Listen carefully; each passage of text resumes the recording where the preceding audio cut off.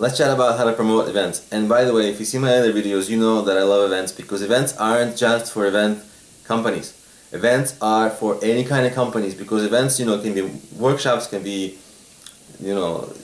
classes, right? It can be fun events, and those are all great ways to build leads into your business and, by the way, get paid at the same time, right? Because you can charge for the event attendance, and the event attendees, they're pretty good leads because they already paid, so they can pay. They already paid for the event, and they're pretty good leads for whatever you're going to be selling them later. And so it's great. It's the best of all worlds events, right?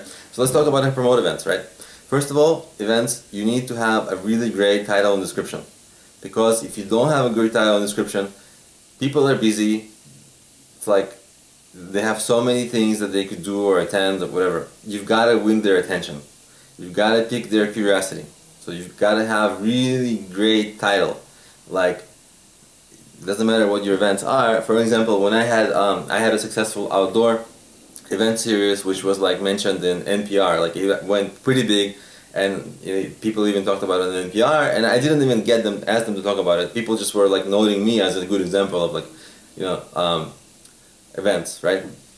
And what I did is, so when I had boring sounding titles, like in the beginning, regular hike, whatever. I mean, people can go hike on their own. They don't need me.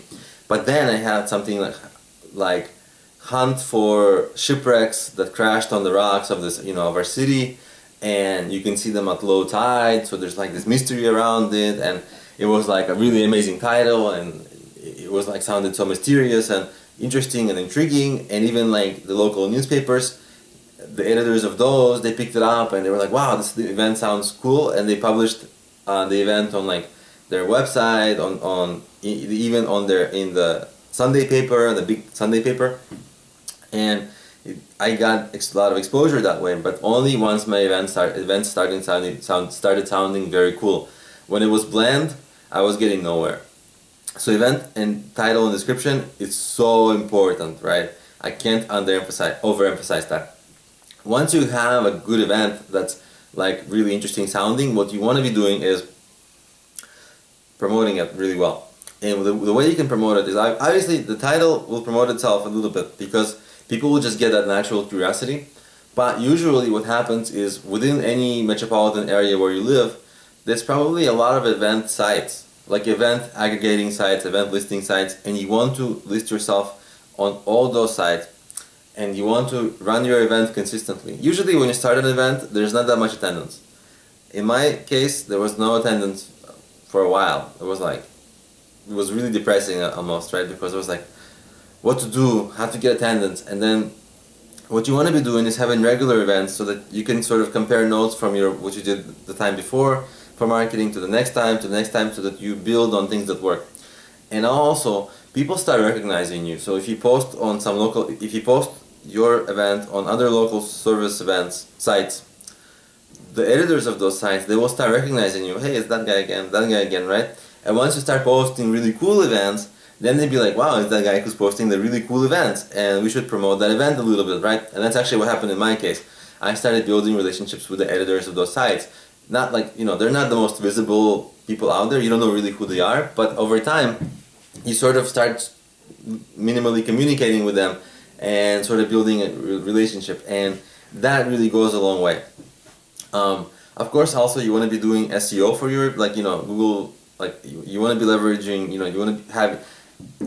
want to have your own website so that you can link everything to your website, right? And then that will help your website grow in SEO, and SEO you will rank for events like event title in city name, right? Because if that's your event, then people are searching that kind of stuff, and you want to be appearing in Google for those things.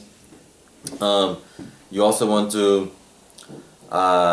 maybe have like YouTube or some kind of like cool social media, or pictures from the events that people can share on Instagram, right? Or videos from the events that people can share on YouTube, something like that. Really fun and entertaining, but high quality, right? Like intriguing and engaging, because that will also give buzz to your events. And of course you want to maybe try Meetup, because even though you might have your site and you might be doing local event websites, on Meetup, there's a ton of people who are looking to attend events on Meetup. and Meetup costs something like $12.50 a month or something along those lines. So it isn't free. It's quite affordable, and yeah, it can drive a lot of people to your events depending on what your events are. And also, Meetup events tend to rank really well on YouTube. Additionally, this is an advanced kind of tip, and it might not work for most people, but Eventbrite, they started having the kind of a feature where you can promote your events inside their ecosystem, inside their site, and they're becoming a really big site. So you can do stuff like that. So that's it. That's pretty much how you promote an event. The other thing that I wanted to mention is often it is not easy to get ahead on local event sites because there's a lot of events and you just might not be on the first page and might not get any exposure. So how do you get exposure? Well, you can pay, because actually those ads for those types of sites tend to be pretty affordable. They tend to be pretty cheap. You know, you can be on the first page of your local newspaper like website, which is a big website usually, for maybe $19.95, like $29.95, right? And if you can actually make money from the event, it's almost a no-brainer to at least try it. Because instead of trying these free methods, you can guarantee yourself traffic by making sure that site ranks you and gets you traffic. So if that was helpful, I created many resources for you to get help. I created some of the top business apps to help you plan and start your business. They cover business ideas, business planning, marketing, and fundraising, and they're available on Problemio.com, and I'll have the link to that in the description of this video and at the end of the video. And also I wrote 2 books. One is on going from business ideas to starting a business, and the other book is how to get you massive exposure, how to make you a great marketer, and get you a massive exposure for your business to get you a lot of customers. And those 2 books, I was able to really write a lot and give a lot of advice in them that I wasn't able to. Sometimes the videos are short and the apps, they're condensed, but the books they're longer, so I was able to really say a lot that I wanted to say. So try the books, try the apps. They're all available on Problemio.com. And of course, subscribe to this channel and definitely comment on the videos, because you don't have to just watch. You can also participate, and we can continue the conversation together right in the comments. I see all the comments that people make, and I try my best to respond to all of them.